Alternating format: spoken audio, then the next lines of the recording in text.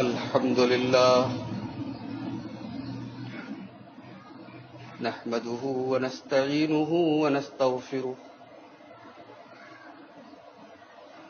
ونعوذ بالله من شرور أنفسنا ومن سيئات أعمالنا من يهده الله فلا مضل له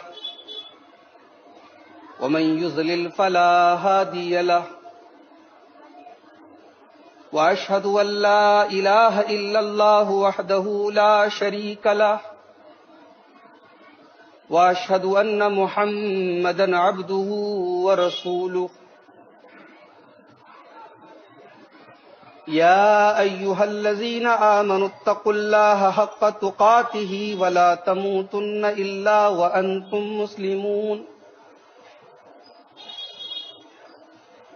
يا أيها الناس اتقوا ربكم الذي خلقكم من نفس واحدة وخلق منها زوجها وبث منهما رجالا كثيرا ونساء واتقوا الله الذي تساءلون به والأرحام إن الله كان عليكم رقيبا يا أيها الذين آمنوا اتقوا الله وقولوا قولا سديدا يصلح لكم أعمالكم ويغفر لكم ذنوبكم ومن يطع الله ورسوله فقد فاز فوزا عظيما أما بعد فإن خير الحديث كتاب الله وخير الهدي هدي محمد صلى الله عليه وسلم وشر الأمور محدثاتها وكل محدثة بدعة وكل بدعة ضلالة وكل ضلالة في النار أعوذ بالله من الشيطان الرجيم بسم الله الرحمن الرحيم الحج أشهر معلومات فمن فرض فيهن الحج فلا رفث ولا فسوق ولا جدال في الحج وما تفعلوا من خير يعلمه الله وتزودوا فإن خير الزاد التقوى واتقون يا أولي الألباب. حاضرین جمعہ، دینی و ملی بھائیوں، ذی القعدہ کا مہینہ چل رہا ہے. اس کے بعد اسلامی کیلنڈر کا آخری مہینہ ذی الحجہ کا مہینہ آ رہا ہے. ذی الحجہ کا مہینہ ایک مسلمان کے لیے بڑی اہمیت کا مہینہ. اس مہینے میں کئی عبادتیں اکٹھا ہو جاتی ہیں. اس میں عرفہ کا روزہ بھی رکھا جاتا ہے. اس میں حج بیت اللہ جیسی عظیم عبادت بھی ہوتی ہے، اور اس میں ابراہیم علیہ الصلاۃ والسلام کی شروع کی گئی، ان کی یادگار کے طور پر مشروع کی گئی عبادت جسے ہم قربانی کہتے ہیں، وہ عبادت بھی اسی ذی الحجہ کے مہینے میں انجام دی جاتی ہے. حج کے لیے حاجیوں کا قافلہ ہمارے شہر سے روانہ ہو رہا ہے، اور غالباً آج یا کل آخری فلائٹس ہیں بنارس سے حج. اسلام میں جو 5 بنیادی ارکان ہیں اس میں 5واں رکن حج ہے. آج ہمارے خطبہ جمعہ کا عنوان یہ ہے کہ یہ جو حج ہے اس کا مقصد کیا ہے، اس کی حکمت کیا ہے. اسلام میں جتنی عبادتیں ہیں ان تمام عبادات کا کوئی نہ کوئی مقصد ہے، کوئی نہ کوئی حکمت ہے ان کے پیچھے. جیسے روزہ ہے، روزے کا حکم جہاں نازل کیا اللہ تعالیٰ نے تو فوراً اس کی حکمت بھی بتا دی، لعلکم تتقون، تاکہ تمہارے اندر اللہ کا تقوی پیدا ہو. قربانی ہے، قربانی کا مقصد بتایا گیا، لن ینال اللہ لحومها ولا دماؤها ولکن ینالہ التقوی منکم، تمہارے دل میں اللہ کا ڈر پیدا ہو. نماز ہے، نماز کے بارے میں فرمایا ان الصلاۃ تنہی عن الفحشاء والمنکر، نماز تمہیں بے حیائی سے، غلط کام سے روکتی.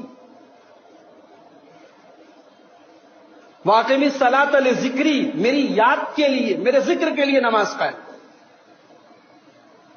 حج کا مقصد کیا ہے؟ 2.5 لاکھ 3 لاکھ کی ایک بڑی رقم خرچ کر کے ایک آدمی حج کرتا ہے. ایک عام آدمی، ایک کامن مین کے بس کی چیز تو نہیں. سرمایہ چاہیے، پیسہ چاہیے، اور اتنا پیسہ ہونا کافی نہیں ہے. آپ حج کرنے گئے 45 دن کے لیے، 40 دن کے لیے، اس دوران آپ کی فیملی سروائیو کر سکے، آپ کا پریوار چل سکے، انہیں بھوکا رکھ کے آپ حج نہیں کر سکتے، انہیں بے یارو مددگار چھوڑ کر کے آپ حج نہیں کر سکتے. حج کی طاقت ہو، پلس حج کے دوران آپ کا پریوار اور آپ کی فیملی ایک نارمل زندگی گزار سکے، اس کو کہتے ہیں حج کی استطاعت. یہ حج کیوں فرض کیا گیا، اس پر آج ہم تھوڑی سی گفتگو کریں. دیکھیے، حج بیت اللہ میں جو سب سے پہلا سبق ہمیں اور آپ کو ملتا ہے وہ یہ ہے کہ عبادت میں انسان اپنا دماغ نہیں لگا سکتا. عبادت توقیفی ہوتی ہے، جتنا اللہ نے بتا دیا، جتنا رسول نے بتا دیا، بس وہیں سے اسٹاپ ہو جاتا. پورے حج میں یہ سب سے بڑا سبق ہمیں ملتا ہے. خانہ کعبہ ہے، حاجی گیا، طواف شروع کر. اب خانہ کعبہ میں جہاں سے طواف شروع کرنا ہے وہیں سے کرنا ہے. خانہ کعبہ کے 4 کونے ہیں، لیکن چومنے کی اجازت صرف حجر اسود کو ہے. 7 چکر لگانا ہے، 8واں چکر آپ کو نہیں لگانا. 8واں لگائیں گے غلط ہوگا، 6 لگائیں گے غلط ہوگا. 7 چکر لگائیں گے تب آپ کا طواف کمپلیٹ ہوگا. صفا اور مروہ کے درمیان صحیح کرنا ہے. بہت سارے پہاڑ ہیں مکے میں، مگر کسی اور پہاڑ کے پاس دوڑنا نہیں ہے، صفا کے اور مروہ کے درمیان دوڑنا ہے. شیطانوں کو کنکری مارنا ہے، جس دن مارنا ہے اسی دن مارنا ہے. 10 تاریخ کو بڑے والے شیطان کو مارنا ہے، باقی 2 کو نہیں مارنا ہے. تو حج کے دوران بار بار ہم سے ایسے کام کرائے جاتے ہیں جن کے پیچھے کوئی لاجک نہیں ہے. بھیا ایک آدمی سوال کر سکتا ہے کہ جب حرم میں ایک نماز کا ثواب 1 لاکھ نماز کے برابر ہے، تو ذی الحجہ کی 8 تاریخ کو تمام حاجیوں کو یہ کیوں کہا جاتا ہے جاؤ مینا میں جاؤ، جبکہ وہاں کوئی کام نہیں کرنا ہے؟ 8 تاریخ کو مینا میں جا کے صرف نماز پڑھنی. حرم میں اچھا خاصا نماز پڑھ رہے تھے، خانہ کعبہ سامنے تھا، نظر کے سامنے تھا، لیکن وہاں جا کے مینا میں جا کے بس نماز پڑھنا ہے 8 تاریخ. لاجک نہیں چلے. دین اللہ کا قائم کرتا ہے، دین اللہ کا نازل کرتا ہے، اللہ نے جیسے بتایا ویسے کرنا ہے. یہ حج کا سب سے بڑا سبق ہے. وما آتاکم الرسول فخذوہ وما نہاکم عنہ فانتہوا. رسول پاک تمہیں جو دے دے لے لو، اور میرا رسول جس سے منع کر دے رک جاؤ. یہی حج ہے، یہی عبادت ہے، یہی دین ہے، یہی شریعت ہے، یہی اسلام ہے. بہت سارے لوگ ہیں، بہت سارے کام دین کے نام پہ کرتے ہیں. پوچھو کیوں کرتے ہو تو کہتے منع کہاں ہے. جواب کیا ہوتا ہے؟ منع کہاں ہے. یہ بات اپنے دماغ میں بٹھا لو کہ جب مسئلہ دین کا آئے، جب مسئلہ عبادت کا آئے، جب مسئلہ روزہ کا آئے، جب مسئلہ نماز کا آئے، جب مسئلہ تلاوت کا آئے، تو سوال یہ نہیں کیا جائے گا منع کہاں ہے، سوال یہ کیا جائے گا ثابت کہاں ہے. اور جب مسئلہ دنیا کا آئے، جب مسئلہ کاروبار کا آئے، جب مسئلہ کھانے پینے کا آئے، جب مسئلہ اوڑھنے پہننے کا آئے، تب پوچھا جائے گا کہ منع کہاں ہے۔ یہ اصول ہے شریعت کا۔ تو حج ہمیں یہ سبق دیتا ہے کہ عبادت اللہ اور اس کے رسول کے حکم پہ اسٹاپ ہو جانے کا۔ آپ کو یاد ہے تقریباً 1.5 سال پہلے ہمارے وزیر اعظم صاحب نے 500 اور 1000 کے نوٹوں کو بین کر دیا، نئے نوٹ نکال دیے۔ پرانے نوٹوں کے بارے میں کہا گیا رجی کی ٹوکری میں چلے جائیں، بیکار ہو جائیں، نہیں مانے جائیں گے۔ پرانے نوٹ کیا خراب تھے؟ بہت اچھے تھے، بڑے خوبصورت تھے، ان سے اچھا کاغذ بھی لگ رہا تھا، ان سے اچھی روشنائی بھی لگ رہی، سب اچھا ہے، مگر جو نوٹ چھاپنے والی سرکار ہے اس نے کہہ دیا نوٹ بیکار تو بیکار ہے۔ اب وہ نہیں چلے گا، اب یہ چلے گا۔ اسلام میں بھی وہی نوٹ چلے گا جس پر اللہ اور اس کے رسول کی مہر، جس پر جناب محمد الرسول اللہ صلی اللہ علیہ وسلم کی سگنیچر ہو، آپ کی مہر ہو، آپ نے کہا ہو کہ ہاں یہ کام کرو۔ یہ حج کا سب سے پہلا سبب۔ اسی لیے اللہ کے پیارے نبی فرماتے ہیں من احدث فی امرنا ھذا ما لیس منہ فہو رد۔ ہمارے اس دین کے اندر، ہماری اس شریعت کے اندر اپنی طرف سے کوئی نیا کام اگر کوئی نکالے تو وہ رد ہے۔ رد کا مطلب سمجھتے ہیں؟ رد کا مطلب سمجھتے ہیں؟ کینسلڈ ہے، اس کی کوئی حیثیت نہیں، وہ مردود ہے۔ فہو رد، وہ مردود ہے۔ اسلام کے اندر، شریعت کے اندر جس کام پر رسول پاک کی مہر نہ ہو، اللہ کے نبی فرماتے وہ رد ہے، مردود ہے۔ حج کے اندر دوسرا سبق ہمیں اور آپ کو یہ ملتا ہے کہ اسلام ایک بیلنس کا نام ہے، اسلام ایک توازن کا نام ہے۔ اسلام میں اللہ کا بھی حق ہے، بدن کا بھی حق ہے۔ اسلام میں عبادت بھی ہے اور اولاد کی تربیت بھی ہے۔ اپنے رب کا بھی حق ادا کرنا ہے اور بیوی کا بھی حق ادا کرنا ہے۔ اسلام رات بھر نماز پڑھنے کا نام نہیں، اسلام دن بھر عبادت کرنے کا نام نہیں۔ جس چیز کا جو مقام بتایا گیا ہے، سب کو سب کا مقام دینا، سب کو سب کا حق دینا، یہ اسلام ہے۔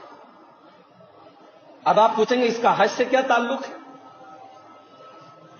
قرآن کریم کا 17واں پارہ اٹھائیے، سورہ حج میں اللہ تبارک و تعالیٰ فرماتا ہے اپنے پیغمبر، اپنے خلیل ابراہیم علیہ الصلوۃ والسلام سے، وَأَذِّن فِي النَّاسِ بِالْحَجِّ يَأْتُوكَ رِجَالًا وَعَلَىٰ كُلِّ ضَامِرٍ يَأْتِينَ مِنْ كُلِّ فَجٍّ عَمِيقٍ۔ اے میرے بندے ابراہیم، تو حج کا اعلان کر دے، تو نے جو یہ خانہ کعبہ ہمارے حکم سے بنایا ہے، تو اعلان کر دے، تو منادی کر دے، تو صدائیں بلند کر دے کہ لوگ پیدل بھی آئیں، سواری پر آئیں اور اس گھر کا طواف کریں، حج کریں۔ اللہ اکبر۔ کہتے ہیں کہ اخلاص سے نکلی ہوئی آواز کبھی بیکار نہیں جاتی۔ ابراہیم خلیل اللہ نے جب ہزاروں سال پہلے حج بیت اللہ کی اس آواز کو بلند کیا تھا، وہ دور کمیونیکیشن کا دور نہیں تھا، وہ دور موبائل کا دور نہیں تھا، وہ انٹرنیٹ کا دور نہیں تھا، مگر ان کی اس آواز میں اخلاص تھا، ان کی اس آواز میں اللہ کی للہیت تھی، اللہ کا ڈر تھا۔ آج ہزاروں سال گزر گئے، مگر ابراہیم نے جو آواز دی تھی وہ آواز آج بھی سنائی دے رہی۔ ہزاروں سال پہلے ابراہیم نے اللہ کے گھر کی طرف لوگوں کو بلایا تھا، آج کئی لاکھ دنیا بھر کے حجاج کرام اس گھر کا طواف کرنے کے لیے پہنچے۔ وَأَذِّن فِي النَّاسِ بِالْحَجِّ يَأْتُوكَ رِجَالًا، اے میرے خلیل حج کا اعلان کر دے کہ لوگ سوار ہو کر کے پیدل اس گھر کا طواف کریں۔ لِيَشْهَدُوا مَنَافِعَ لَهُمْ، اور یہ حج کس لیے ہے؟ تاکہ لوگ اپنے فائدے دیکھ لیں۔ یہ غور کرنے والی بات ہے۔ حج میں فائدہ کیا ہے؟ ایک فائدہ تو دین کا فائدہ ہے، ایک فائدہ تو روح کا فائدہ ہے کہ بھئی آدمی جب خانہ کعبہ کو دیکھتا ہے تو اللہ پر ایمان اور بڑھ جاتا ہے، جب حجر اسود کو دیکھتا ہے، جب غار حرا کو دیکھتا ہے، جب نبی پاک کی مسجد کو دیکھتا ہے، جب صحابہ کرام کی قبروں کو دیکھتا ہے، جب ان آثار کو دیکھتا ہے جہاں نبی پاک صلی اللہ علیہ وسلم تھے، تو ایک مومن کا ایمان اور بڑھ جاتا ہے۔ یہ تو روحانی فائدہ ہے۔ اور دینی فائدہ کیا ہے؟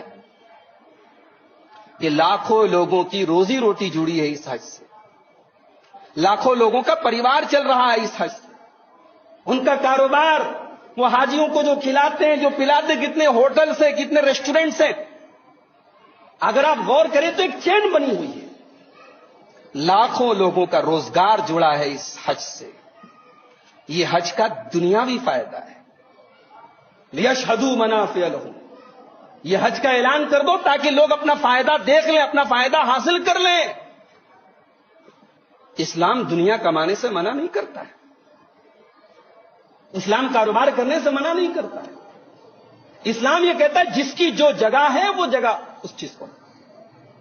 جمعہ کی نماز ہے، جمعہ کی نماز کی بڑی اہمیت ہے، بڑی فضیلت ہے، بلا مجبوری کہ آپ جمعہ کی نماز چھوڑ نہیں سکتے، مگر اللہ نے کیا فرمایا؟ ایک طرف فرمایا اذا نودی للصلاة من یوم الجمعة فاسعوا الى ذکر اللہ، جب جمعہ کی اذان ہو جائے، جمعہ کا اعلان ہو جائے، فوراً مسجد کی طرف بھاگو۔ اور آگے کیا فرمایا؟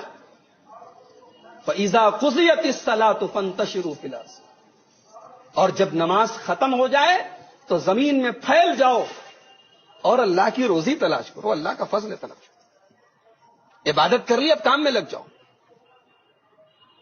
تو یہ حج کا دوسرا سبب ہے، بیلنس، توازن،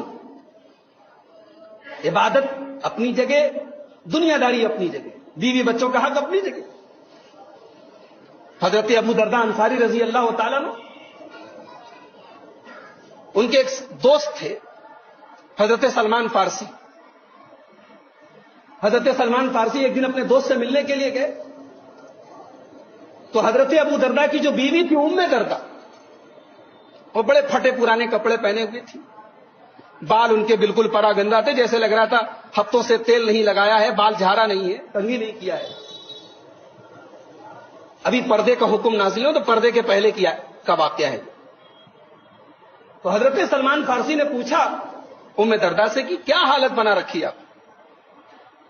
تو ام درداء نے جواب دیا کہ میں کس کے لیے اچھا کپڑا پہنوں، میں کس کے لیے زینت کروں، کس کے لیے سجوں؟ میرے شوہر کو تو رات میں تہجد پڑھنے سے اور دن میں روزہ رکھنے سے فرصت ہی نہیں۔ سلمان فارسی سمجھ گئے کہ کیا معاملہ ہے۔ جب ابو درداء انصاری آئے گھر پہ، بڑے دنوں کے بعد دوستوں کی ملاقات ہوئی تھی، گلے ولے ملے، تو حضرت ابو درداء نے کھانا لائے کہ لائی بھائی کھانا کھا لیجیے۔ حضرت سلمان فارسی نے کہا کہ آپ کو بھی کھانا پڑے گا۔ بولے نہیں میں روزہ ہوں۔ بولے روزہ توڑنا پڑے گا، نفل روزہ تھا، روزہ توڑوایا، ساتھ میں کھانا کھلوایا۔ تو دونوں دوست اپنا بات چیت کرتے رہے، رات ہو گئی۔ عشاء کی نماز کے بعد تھوڑی دیر کے بعد حضرت ابو درداء کھڑے ہو کے تہجد پڑھنے جانے لگے، ارادہ کیا انہوں نے تہجد پڑھنے کا۔ حضرت سلمان فارسی نے کہا رک جائیے، ابھی مت پڑھیں، ابھی تھوڑا آرام کر لیجیے۔ جب آدھی رات ہو گئی پھر حضرت ابو درداء اٹھے تہجد پڑھنے کے لیے۔ حضرت سلمان فارسی نے کہا ابھی تھوڑی دیر آرام کر۔ جب رات کا آخری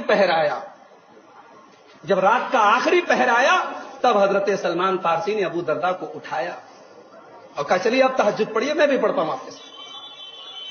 دونوں دوستوں نے تہجد پڑھی اور اس کے بعد جب نماز ختم کر لی تو حضرت سلمان فارسی نے اپنے دوست ابو درداء کو سمجھاتے ہوئے کہا ان لزوجک علیک حقا وان لربک علیک حقا وان لعینک علیک حقا، تیرے رب کا بھی تیرے اوپر حق ہے، تیرے بدن کا بھی تیرے اوپر حق ہے، تیری آنکھوں کا بھی تیرے اوپر حق ہے، تیری بیوی کا بھی تیرے اوپر حق ہے، سب کا حق ہے، سب کو سب کا حق ادا کرو۔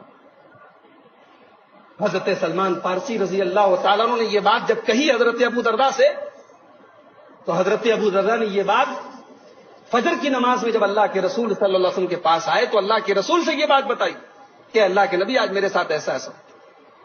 اللہ کے نبی نے فرمایا صدق سلمان فارسی نے بالکل صحیح کہا۔ تو میرے بھائیوں، حج ہمیں توازن سکھا، حج ہمیں یہ بتاتا ہے کہ اسلام بال بچوں کو چھوڑ کر کے، گھر پریوار کو چھوڑ کر کے پہاڑوں میں جا کے بسنے کا نام نہیں، اسی سوسائٹی میں رہنا ہے، پریوار کے ساتھ رہنا ہے، کاروبار کرنا ہے، بزنس کرنا ہے، پیسے کمانا ہے، اور شریعت کے اصولوں کو ماننا بھی۔ اور حج کا تیسرا سبب لاکھوں کا مجمع ہے، کوئی افریقہ کا کالا ہے، کوئی امریکہ کا گورا ہے، کوئی اردو بول رہا ہے، کوئی فارسی بول رہا ہے، کوئی عربی بول رہا ہے، کوئی چائنیز بول رہا ہے، کوئی لمبا ہے، کوئی ناٹا ہے، زبانیں الگ ہیں، رنگ الگ ہیں، وطن الگ ہے، خط کاٹھی الگ ہے، مگر زبان پہ ایک آواز ہے، لبیک اللہم لبیک لبیک لا شریک لک لبیک۔ حج انسانی مساوات کا، انسانی برابری کا، انسانی سمانتا کا، انسانی ایکویلٹی کا ایک عظیم مظہر ہے میرے بھائی۔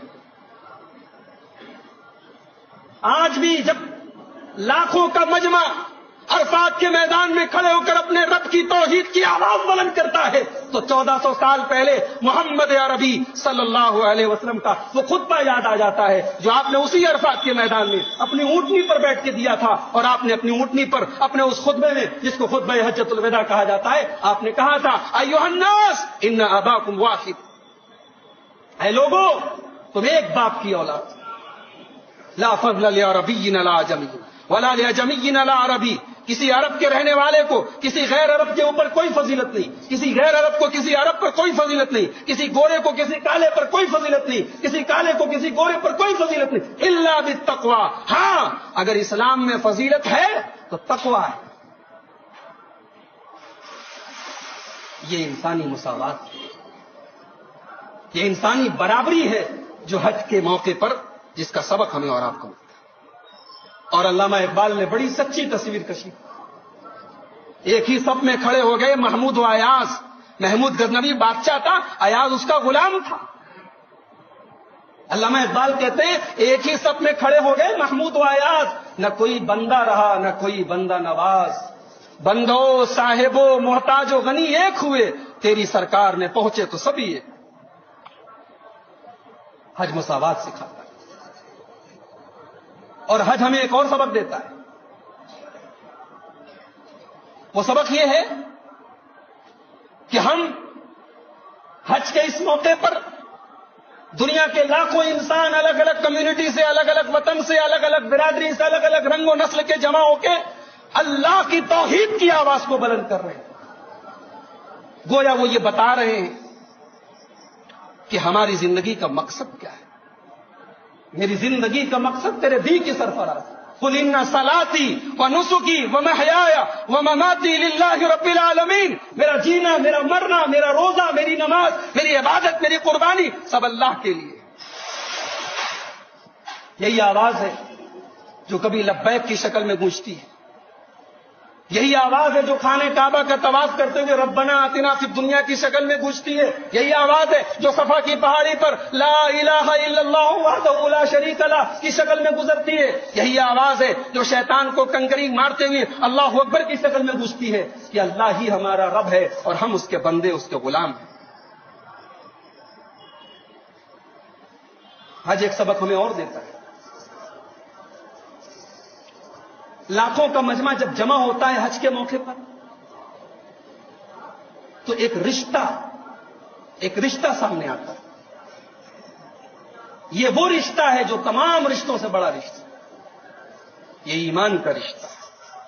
انما المؤمنون اخوہ، ایمان والے آپس میں ایک دوسرے کے بھائی۔ حج کے موقع پر جب آدمی عرفات کے میدان میں لاکھوں لوگوں کو دیکھتا ہے کہ ایک ہی احرام ہے، ایک ہی کپڑا ہے اور ایک ہی آواز ہے، ایک ہی نعرہ، ایک ہی مقصد، ایک ہی سب کچھ ہے، تو ایک اسلامی بھائی چارے کی آواز وہاں سے بلند ہوتی ہے۔ اور یہ وہ بھائی چارہ ہے جس سے بڑا دنیا میں کوئی رشتہ نہیں۔ دنیا کے سارے رشتے قربان ہیں اس رشتے کے اوپر۔ یہ وہ رشتہ ہے جس نے مدینہ کے انصاریوں کو اور مکہ کے مہاجرین کو ایک دوسرے کا بھائی بھائی بنایا۔ یہ وہ رشتہ ہے جس نے ایران کے رہنے والے سلمان فارسی کو، جس نے حبشہ کے رہنے والے بلال حبشی کو، جس نے روم کے رہنے والے صہیب رومی کو صحابہ کرام کی صفوں کا سپاہی بنایا. دنیا کا سب سے بڑا رشتہ ایمان کا رشتہ. اسی لیے اللہ کے پیارے نبی جناب محمد الرسول اللہ صلی اللہ علیہ وسلم اسی رشتے کی یاد دلاتے ہوئے ہمیں اور آپ سے کہتے ہیں لا تحاسدوا ولا تباغضوا ولا تدابروا وكونوا عباد اللہ اخوانا.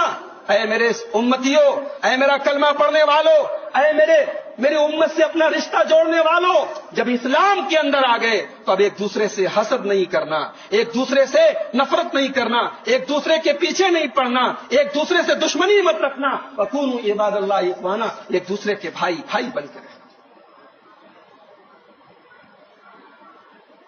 حج کے موقع پر ایک دوسرے سے جان پہچان کا موقع ملتا ہے جس کو ہم نے کبھی نہیں دیکھا.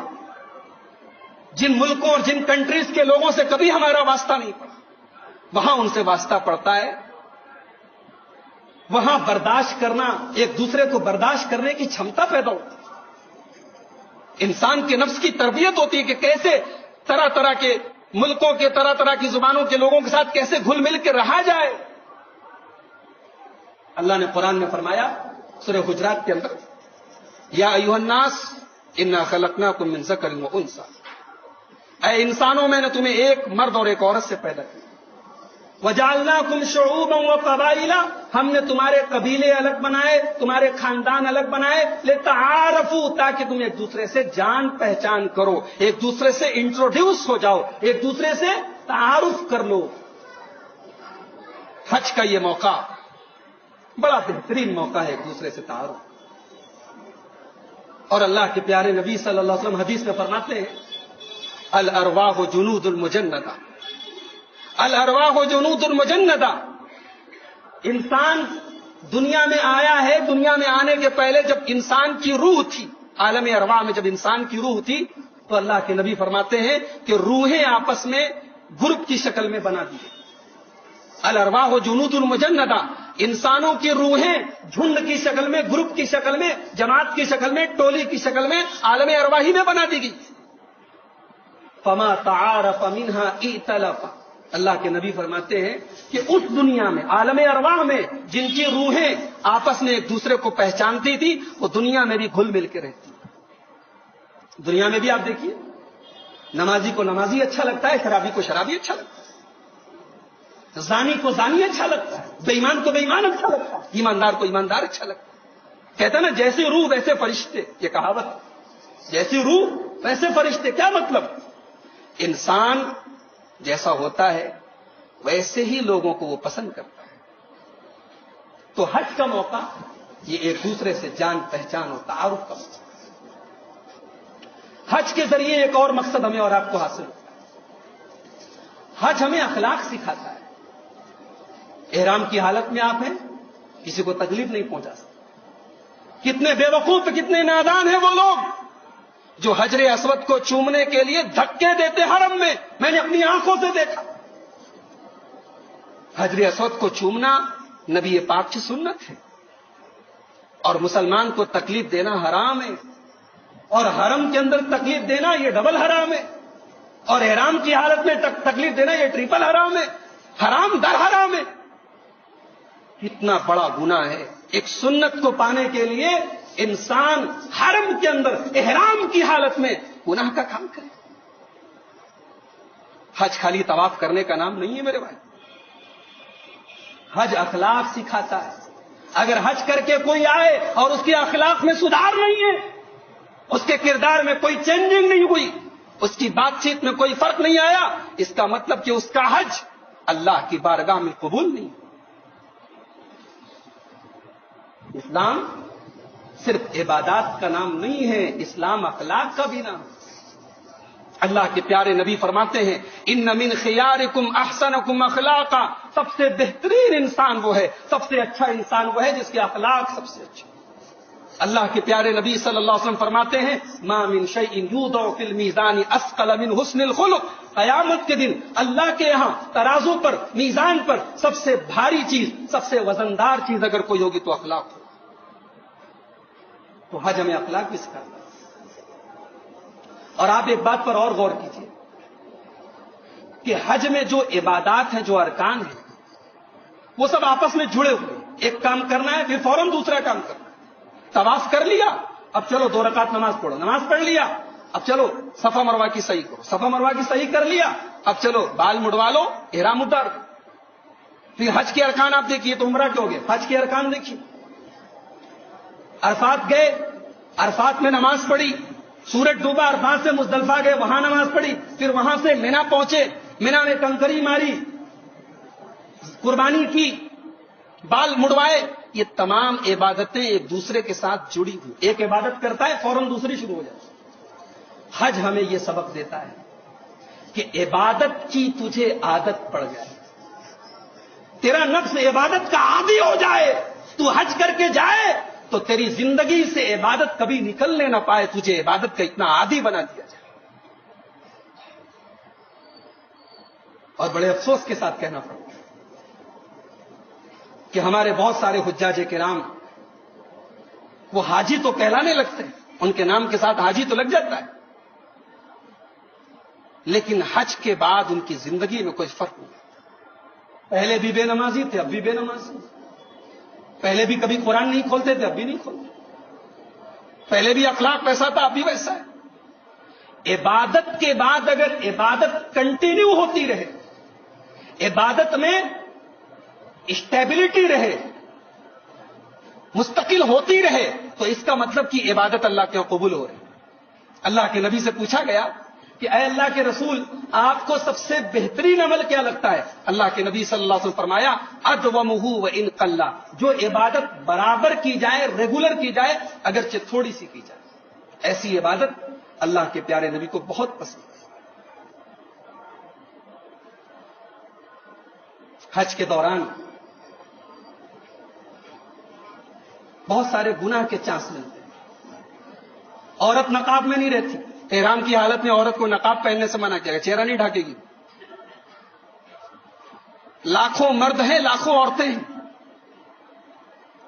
نظر سینکنے والے عیاش طبیعت کے لوگوں کے لیے تو بڑا بہترین موقع ہے، مگر وہ اللہ کے خوف کا امتحان ہے، اللہ کے ڈر کا امتحان کہ تجھے اس حال میں لاکھوں کے اس مجمع میں جہاں مرد بھی ہیں عورتیں بھی ہیں، تجھے اپنی آنکھوں کی، اپنے دل کی، اپنی زبان کی حفاظت کرنی ہے۔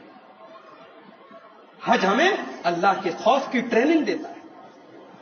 کتنی حج کے دوران کتنی بار ایسا چانس ملتا ہے دوسرے حاجی کا سامان چورانے کا، اور چورانے والے چرا بھی لیتے ہیں، حرم سے جوتے چپل چوری ہو جاتے ہیں۔ اور اللہ سے ڈرنے والے ایسے بھی ہیں کہ سونے کا کنگن میں مل جائے تو آپ کو لا کے دے دیں گے، آپ کا قیمتی موبائل کھو جائے آپ کو لا کے دے دیں گے۔ تو یہ حج کے دوران ایک امتحان ہوتا ہے کہ آپ کے دل میں اللہ کا ڈر کتنا ہے، اللہ کا خوف۔ حج ہمیں آرام طلبی چھوڑنے کی بھی ٹریننگ دیتا ہے۔ بڑے بڑے کروڑ پتی، ارب پتی جن کے بدن پہ کبھی معمولی کپڑے نہیں آتے، ان کو بھی احرام کی سفید چادر پہننی پڑتی۔ جو کبھی اپنے بنگلے کے باہر کبھی سوئے نہیں، ان کو بھی مینا کے ایک معمولی سے حجرے میں، ایک معمولی سے کمرے میں سونا پڑتا۔ حج ہمیں یہ سکھاتا ہے کہ دنیا میں غریب بھی رہتے ہیں، آپ کروڑ پتی، آپ ارب پتی، آپ بادشاہ ہیں اپنے ملک کے، مگر یہاں آپ کو نارمل لائف گزارنی ہے۔ حج ہمیں زندگی کی سختیوں سے واقف کراتا ہے۔ اپنے گھر میں مرغن غذائیں کھانے والے، وہاں ان کو جیسا کھانا ملا ویسا کھانا پڑتا ہے۔ قناعت سکھاتا ہے حج ہمیں۔ حج ہمیں اللہ کے ذکر، زندگی کے ہر حال میں، زندگی کے ہر موڑ پر اللہ کو یاد کرتے رہنے کی ٹریننگ دیتا ہے۔ دور جاہلیت میں جب لوگ حج کرتے تھے تو تمام ارکان کے کرنے کے بعد مینا میں بیٹھ کے اپنے باپ دادا کا ذکر کرتے تھے۔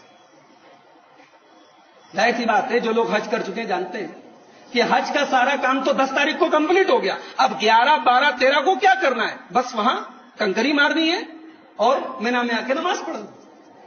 تو مینا میں لوگ جا کے کرتے کیا تھے؟ اپنے باپ دادا کا ذکر کرتے تھے۔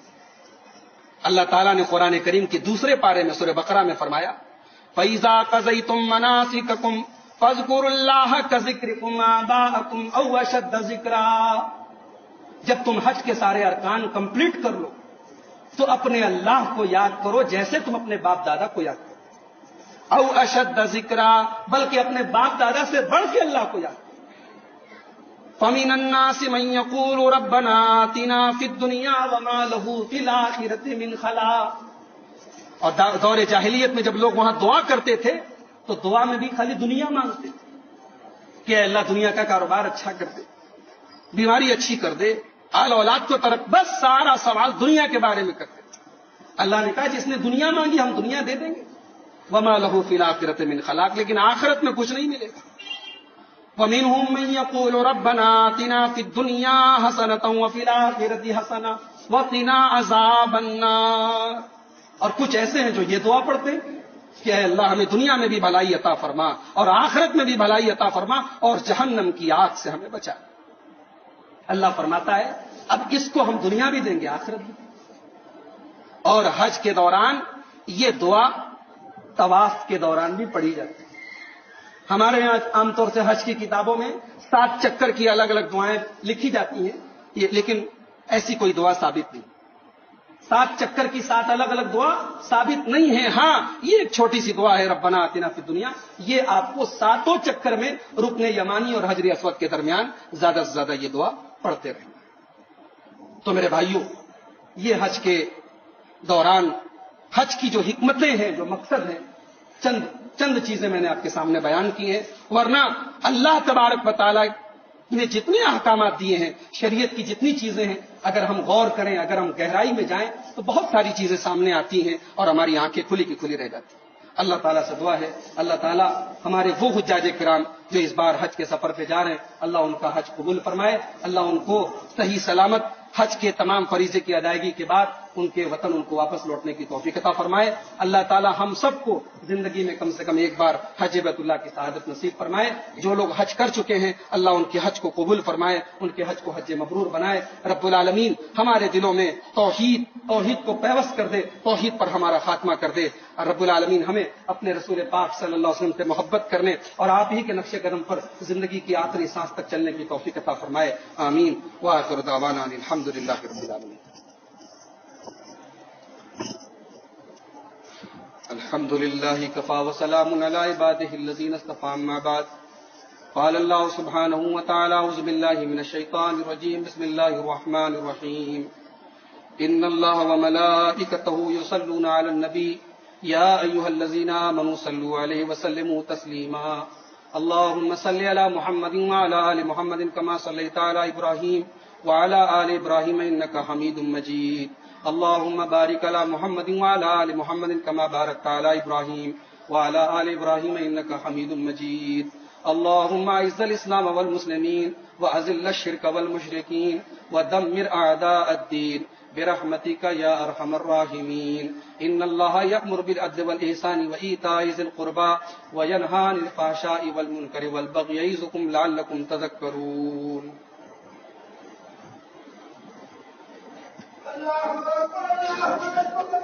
اشهد ان لا اله الا الله، اشهد ان محمدا رسول الله۔